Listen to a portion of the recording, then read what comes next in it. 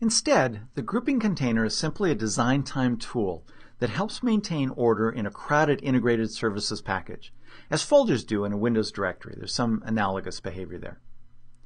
To use the grouping container, select multiple control flow tasks by holding down the Control key and clicking each control flow task that you want to include within the container. Then, right-click on one of the tasks in the container and select Group from the pop-up menu. And then a container appears within the designer.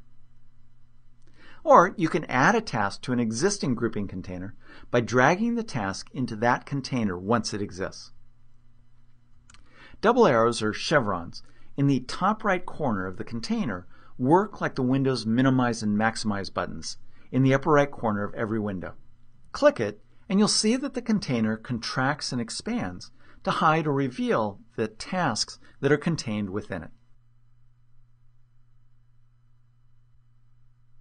All right, what I'm going to do now is create and explore a group container in a new integration services project.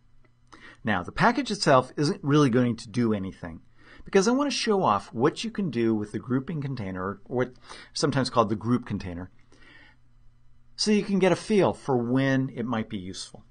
All right, I'll create a new project, put in a convenient location, and I'll call it grouping. Hit enter.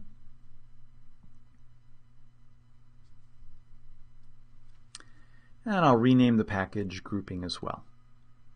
Certainly not necessary that the package be named the same as the project, but sometimes it's convenient. All right, I'm basically just going to include some random tasks here. I'll include an execute SQL task, and a file system task, and a script task.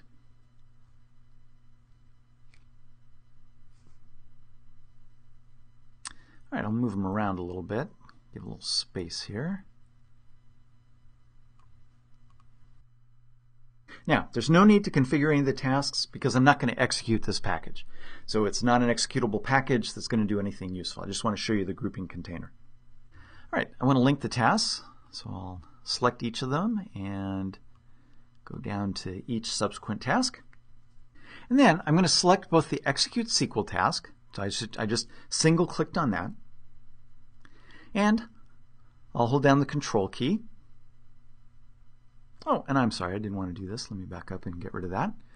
Jumping ahead a little bit, I want to select these two tasks there. And I'll right-click on one of the tasks and select Group, and that adds those tasks to this group container. Move this one out of the way. Okay, so that's all you need to do in order to create a group container. Now, what's interesting about this is that if I select the group container, notice that it has no precedence constraints of its own. So this is a big difference between the group container and most of the other containers that you'll encounter in integration services. Okay, but what that means is that you can't use the container to set the group of tasks as a precedence. If that's what you need to do, you probably need to use a sequence container instead. All right, if I go over here to the Properties pane, Properties window, with the group task selected, or group container selected, notice that it has no properties whatsoever.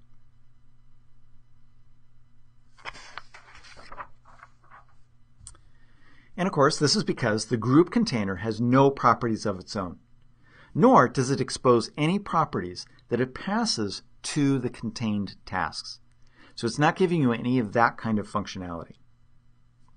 All right, but if I go back over here and select, say, the execute SQL task, one of the contained tasks, and come back over here to the properties, notice it has a bunch of properties. So what that means is that if you want to set the properties of any of the tasks, you need to select each of the tasks and then select them individually or set them individually within the properties window. You can select multiple tasks within the group, and sometimes you can set properties simultaneously that way. But there's no way to set all of the properties or set properties of all of the tasks all at once within the group container. Just can't do it. Okay, another nice thing is that you can hide that. If this had a complex set of tasks here, maybe it took up a huge screen. I'm at a relatively low resolution at the moment, but easily have a container that's much larger. I might want to get it out of the way. All this does is change the visual appearance of the group task. It changes nothing about the functionality of the task it contains or makes any other changes as far as execution goes. But what it does is it shows how the group container is useful for reducing clutter as you work on complicated packages. But it also kind of shows you that when you use containers and take advantage of being able to minimize them, you should lay out the tasks and other objects in such a way that when you restore a container, it doesn't obscure other objects. In other words, if this is a fairly large box and I have other tasks and things down here, when I expand this, it would obscure those other tasks. So you just want to be careful of that when you're arranging the tasks within a control flow. Okay, so now I'm going to select the file system task, and I'm going to drag this precedence constraint to the script task. So notice this time it executed successfully because I can make a connection from individual tasks within the group, but not the group as a whole. So another way of saying that is that placing tasks within a group container doesn't affect how precedence constraints work between the tasks. Okay, I'm going to add another task here. I'll use a execute package task. So I'll drag that outside of the container. And I'm going to try and set a precedence constraint from this task to the group. And drop it.